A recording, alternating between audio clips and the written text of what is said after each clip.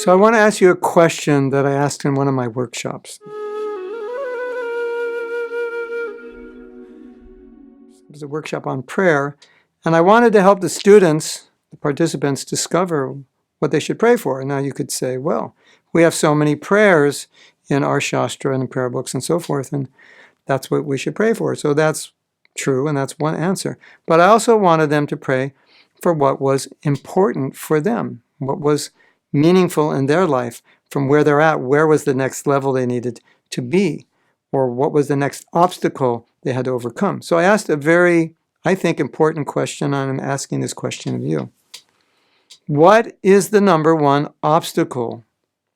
The obstacle that if you remove from your life, it would magnify or propel you in your Krishna consciousness, maybe like 90%. Like, what's that one thing?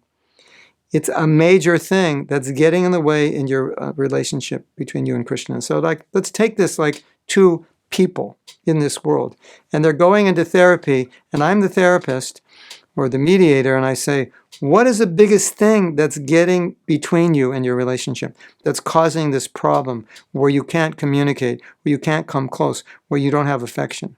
Now, let's apply that to Krishna. What is the one thing that's getting in the way of the relationship between you and Krishna, that's causing you to turn your back all the time, or causing you not to show affection or not think about him? And so devotees began thinking: false ego, pride, sex desire, lust, greed, and so forth. And as we meditated on that one thing, we started to realize how big and encompassing and devouring that one thing was. That I don't think we always realize how big one or two of those obstacles are. They tend to occupy a huge amount of space in the world of our anartha and anarthaville, so to speak, where they have major influences in debilitating us. And so as we thought of those, and I would like you to think of one or two of those now, as we thought of those, we realized, if I could just remove this, virtually the path back to Godhead would be cleared. It would be easy. It would be like driving on the freeway at 2 in the morning.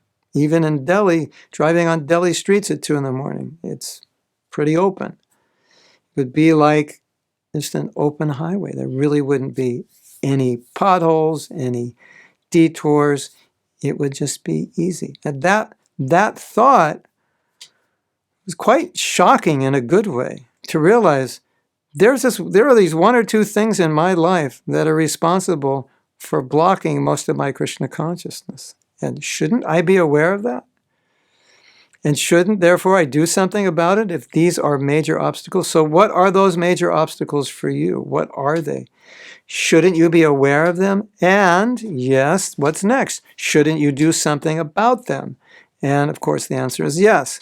So what did we do? Well, we focused on what we thought was our biggest anartha, the biggest obstacle, biggest problem we're facing in our relationship with Krishna, or the biggest problem we're facing in becoming Krishna conscious. And then we composed a prayer, because shouldn't we be praying to overcome the biggest obstacle? I think so. And so we composed a prayer. This can be your daily prayer. This is what you carry with you. This is what you should be praying for. So I humbly request you to do the same thing. Focus on something that's really a problem. It may just be a problem now, and it may go away. But focus on something that has some significant negative impact on you, and compose a prayer.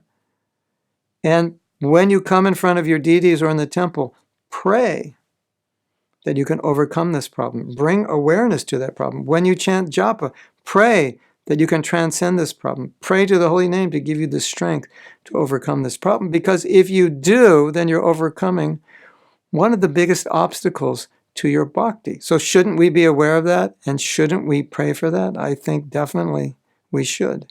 And I think definitely if you do, you will get the strength to be able to deal with those so-called impossible problems.